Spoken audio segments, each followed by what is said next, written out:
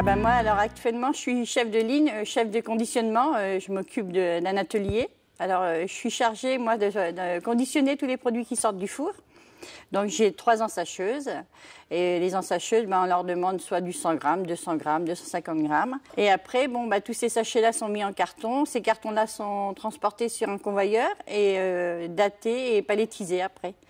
Voilà, moi, j'ai un produit à amener conforme pour que quand il arrive chez le client, il soit dans les bonnes normes.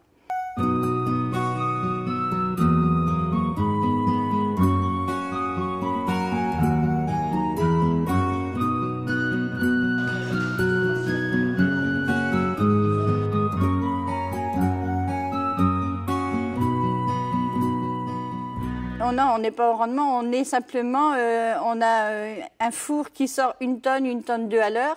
Donc on est sujet à conditionner tout ce qui sort du four. Donc 1 tonne 2 à l'heure. Donc sur 7 heures, 7 heures et demie, on conditionne ce qui sort, le produit qui sort du four. Entre 8 et 10 tonnes. Oui, oui, c'est beaucoup. Hein. Bah, on ne s'en rend pas compte, mais bon, évidemment, au bout de 40 ans de société, on est tellement habitué que maintenant, après, c'est une routine, quoi. Et c'est ce qui nous manque aujourd'hui, quoi.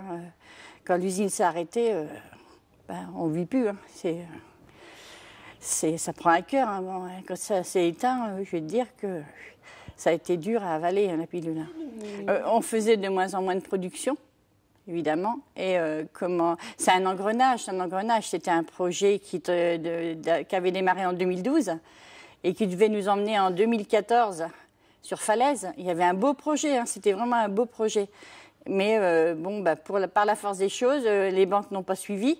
Alors, il y a certainement d'autres raisons hein, dans lesquelles on n'a peut-être pas été vraiment informés. Mais vraiment, nous, ce projet-là, on y croyait. On travaillait que pour ça. Le projet, on l'avait en tête depuis le début. Hein. Mais bon, on voyait qu'il y avait des grosses difficultés quand même. Quand tu viens faire tes 8 heures et qu'au bout de 3 heures, on te dit rentre chez toi, on te paye jusqu'à 14 heures.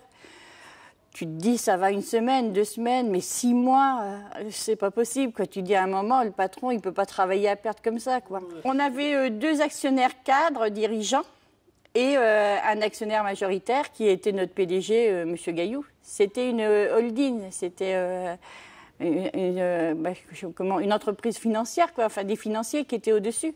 Mais franchement, moi, je ne veux pas leur tirer la balle parce qu'ils ont vraiment fait tout jusqu'au bout. Alors, il y a eu un gros X, c'est que la santé de M. Gaillou, notre PDG, était très engagée. Alors, peut-être que ça a été vraiment un atout aussi pour que les banques ne suivent pas. Mais on reste quand même sur notre rancœur parce que attendre aussi longtemps de payer les gens à rien faire, plutôt que de réagir avant, d'être réactif, et puis de dire, bon, on ne peut plus suivre, on va demander à quelqu'un de nous épauler ou rechercher un autre preneur. Non, on nous a emmenés à Noël. De toute façon, les cadeaux de Noël, depuis quelque temps, c'est des liquidations judiciaires. Et là, vraiment, on a été très déçus.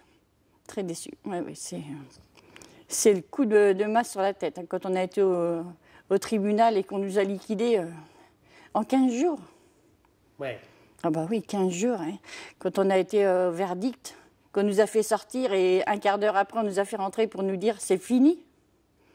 Ah, je vais te dire que là, les larmes coulaient. Hein.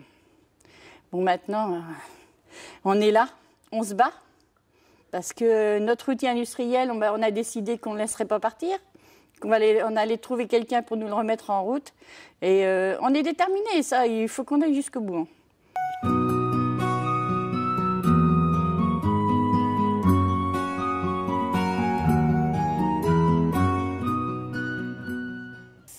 Au début, ça a été dur. Au début, j'ai vécu une période assez difficile, puisque au début, quand j'ai appris que j'avais plus de travail, je ne l'avais pas dit chez moi.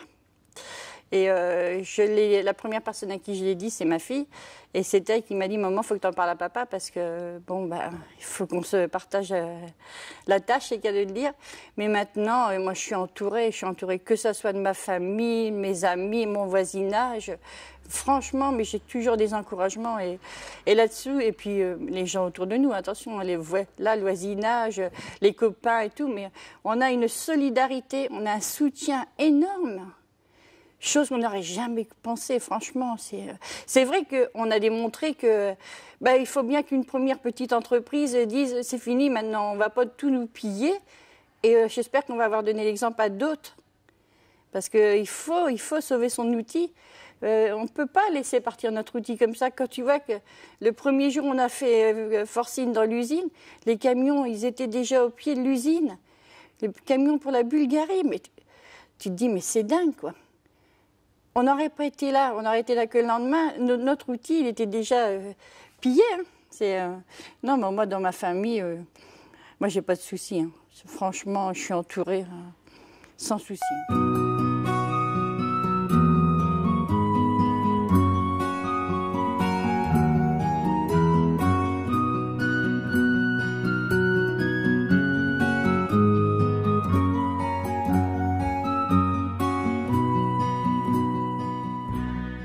On essaie un petit peu, d'abord on a des AG faits pour ça, parce qu'il faut absolument que tout le monde mette carte sur table. S'ils ont des moments de détresse, des moments où ils ont besoin de parler, il y a toujours du monde.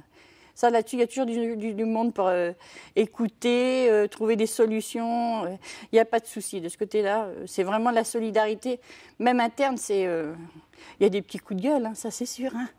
Ah ça, la vie, elle est faite que ça. S'il n'y avait rien, on se dirait, oh, c'est trop facile, là. Mais autrement, non, ça va.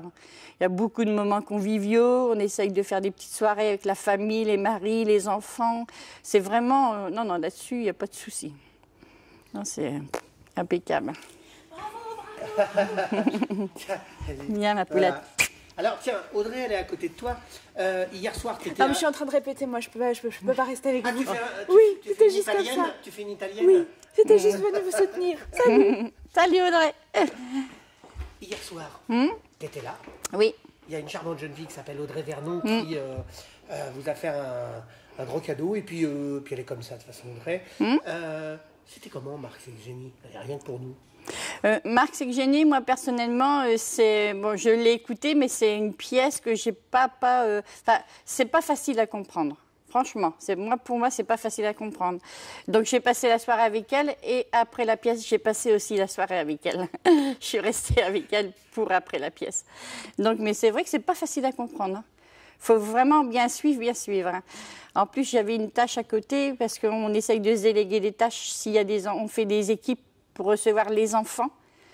On avait tous des tâches bien déterminées, donc des moments tu décroches. Tu as des personnes qui étaient un petit peu malades, donc tu décroches parce que tu es secouriste. Donc, mais ce n'était pas une pièce facile à comprendre, personnellement, pour moi.